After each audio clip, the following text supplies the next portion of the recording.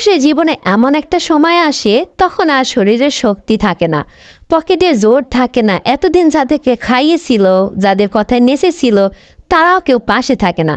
পাশে থাকে একমাত্র ওই অবলা নারী, তার স্ত্রী, যাকে সে দিনের পর দিন অবহেলা করছিল, মানুষের কথায় তার উপর মানসিক শারীরিক নির্যাতন করেছিল। পুরুষকে জন্ম দেন একজন নারী, আবার সেই পুরুষের শেষ সময়টা পাশে থেকে সুন্দর একটা মৃত্যু উপহার দেয় একজন নারী। একজন পুরুষের শারীরিক শক্তি ও পকেটের জোর যতদিন থাকবে ততদিন সে তার স্ত্রীকে মানুষ মনে করে না। যখন এসবে বাতা নেমে আসে তখন তার হুঁশ ফিরে, কে তার আপন আর কে তার পর। আসলে তখন আর কিছুই করার থাকে না।